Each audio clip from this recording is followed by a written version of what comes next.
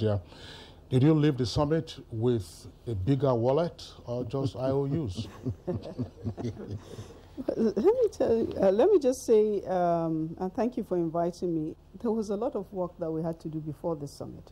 So before the summit, all African ministers of finance have met a couple of times, including 2 meetings we had the Minister of Finance with they call him Secretary of Finance of France.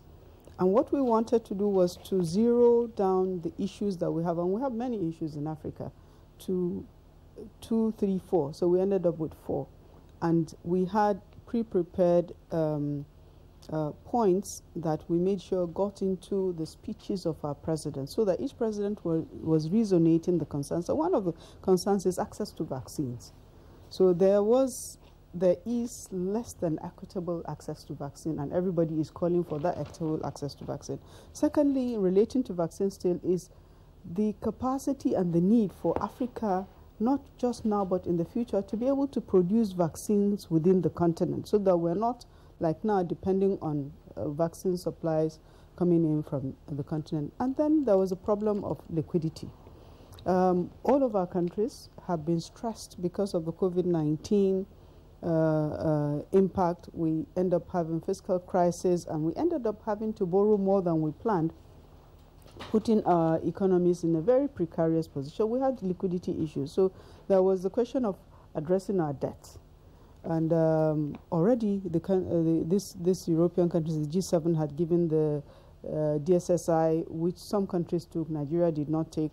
But we're also asking for restructuring of this debts to expand the repayment periods to make it easy on our fiscal space. And then the issue of fiscal liquidity, which is the reason why the approval was given by the IMF board on the special drawing rights, which is mentioned by the Minister of Foreign Affairs.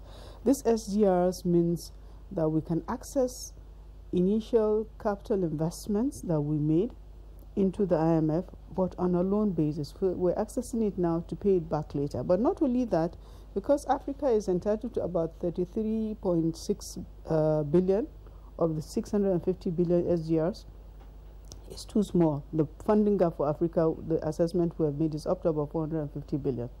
So these countries have now agreed that they will provide from their own SDRs, they will on-lend to us at very, very simple and low terms, at least 100 billion of those SDRs. And that this money, when it is provided, will be used for health, for education, for climate change, but also for developing and expanding the capacity of our multilateral institutions, such as the African Development Bank, AFREXIM, and other regional and national development finance institutions.